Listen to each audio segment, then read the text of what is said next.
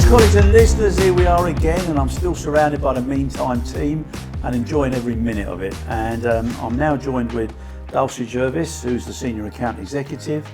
And Dulce, I feel as if we've done podcasts before, because I've known you so much and we've spoken about it. Not yet. So I was just thinking it was my memory that was going, but so this is the first time. This is the first time. Well, I'm sure you're going to enjoy it. All right, and we've got a big announcement, haven't we, for next week? We do indeed. We do indeed. Do you want to put it out there? Well, I'm hosting my first panel. There you go. Moderating a panel at TIACA Executive Summit in Warsaw next week about NextGen empowerment. So yeah, really excited, very nervous. As an old man and an early generation, okay, so what's that going to entail? Well, I don't want to give too much away. I've got 4 amazing panelists from different parts of the industry. Yeah.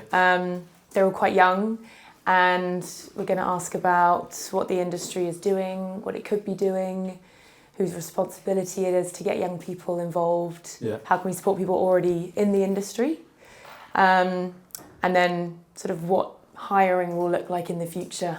It wouldn't be an air cargo panel without talking about AI, so that's what we're sort of leaving on, and hopefully we get some good questions from the audience. And I'm sure you will. Let me ask you something now. When you first came in, you would have had a few perceptions or whatever, and I was talking to Abigail about it several times now.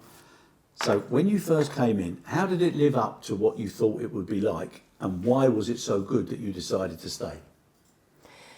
I think I was actually quite wrong about the industry when I joined. I thought that it would be an industry that I wouldn't hate, and actually I really love it now. I knew that I was going to enjoy the PR side, the copywriting side, but now I love cargo. My dad's worked in cargo pretty much his whole career, so I've always found it really boring from his point of view. But I think that maybe lots of people have that about what their parents do. And now we get to talk about it all the time. I think another thing I was wrong about is how much exposure I would get to sort of C-suite level. You know, we own the accounts that we work on. We work on everyone else's as well, but our accounts are ours. We're the ones that talk to them, and we talk to some really important, impressive, experienced people. And so the networking just through clients alone has been crazy, and the advice that you can get from them is insane. It is quick, isn't it? If you listen and ask the right questions, you get an awful lot of learning from it, don't you? Oh yeah, and I think Abby already touched on it. We're not, we're PR professionals first. But the stuff that I've learned about this industry since joining, it's just been like exponential. So that's going to events, listening to panels, and getting the opportunity to do that. It's great. And writing about our clients. We've got a really diverse group of clients as well, so you sort of learn about every different aspect of the industry across different modes. So we're not just air cargo. It's been great. So when you go to the different conferences, and I said to Abigail as well, what a wonderful opportunity to come into a business and then be allowed and encouraged to go and visit all these different parts of the world, and then to do so on your own, representing the company and like a mean-timer. When you go to these different conferences, do you see a common thread in them, or do you see a total difference, or do you see certain things that are repeated too much? I think there are a few different types of events. So exhibitions versus conferences are quite a big difference. So less walking around, networking, selling on the floor. I think conferences is a lot more learning, organised networking events in the evening. I like both. I'm not going to count myself out of any. But yeah, I quite like exhibitions. I like the floors. I like seeing what stands do to try and get people involved. I like them when they do have panels at the back run by different journalists, people like that.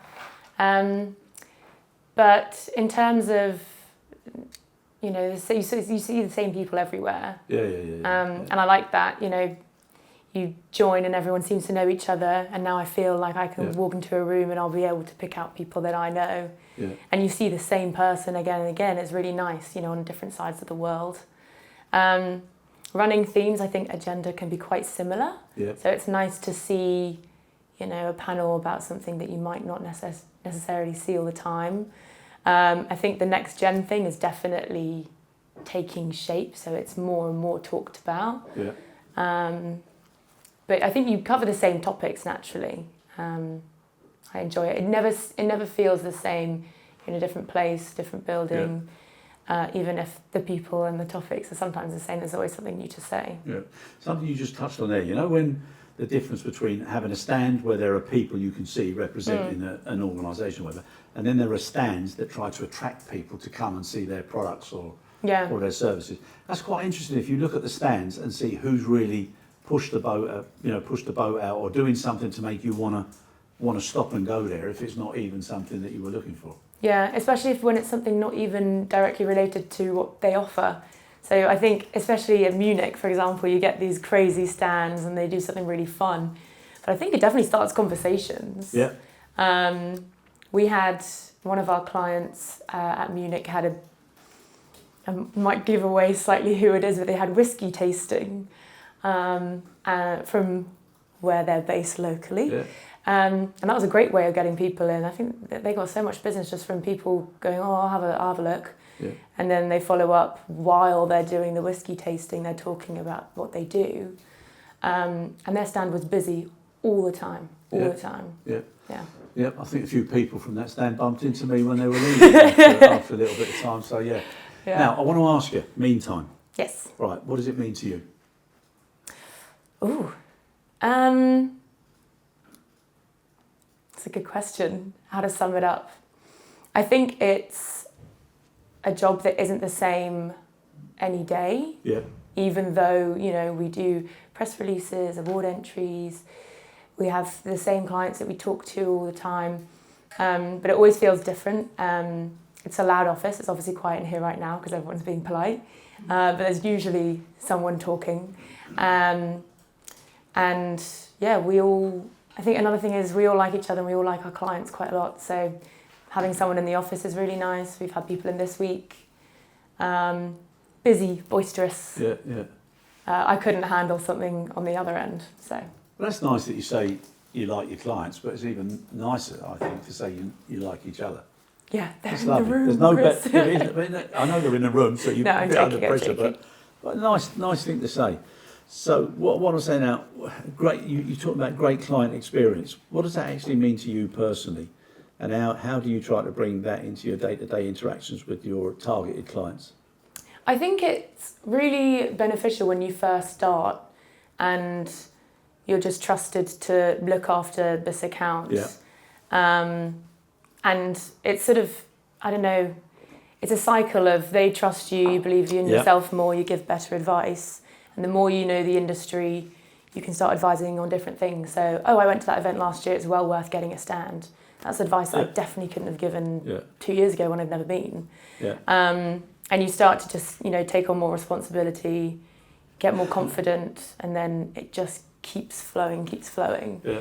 And like I said, you have C-suite people coming to you for advice about their business. It's such a compliment. Yeah, it is. It must be great, huh? Yeah, it's weird. No? Lovely.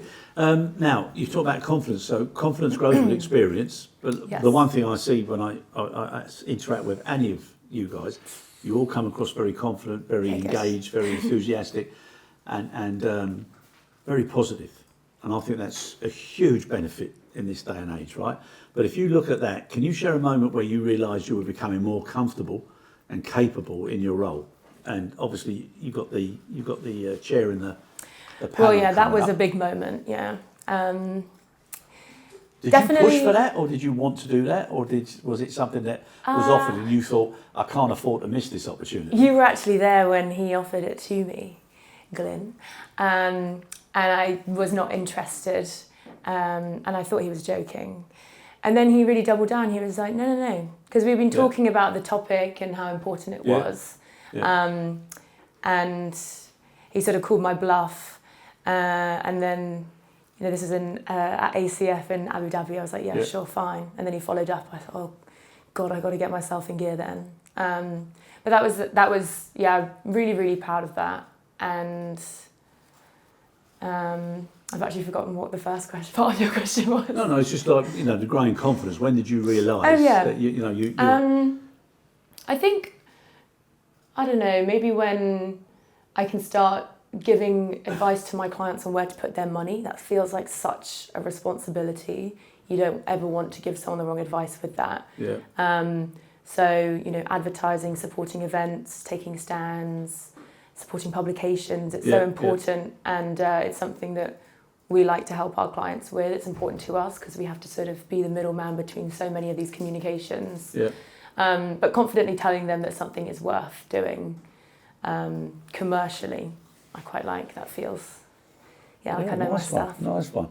Now, and again, I'm just using the term, so as a younger person in the industry, but unfortunately these days nearly everybody I speak to is a younger person. But I wasn't expecting you to laugh at that. Sorry. That's really appreciated.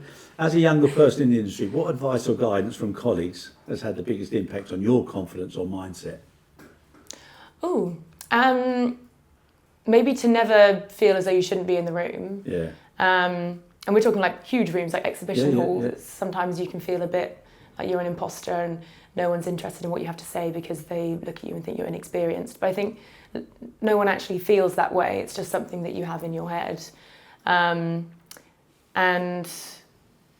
just to always ask questions. I've asked so many questions to people, even if at the time I thought they were silly. You know, I remember at my first event, I met someone and they were all talking about flying standby somewhere, and I thought, what on earth is that? But they'd said it so many times, I thought, I can't ask now. And then I was walking to the other hall with one of them, I said, can I just ask? And he was like, oh yeah, sure, I would have told you straight away. And it's like, just ask the question, it's really not that bad. So yeah.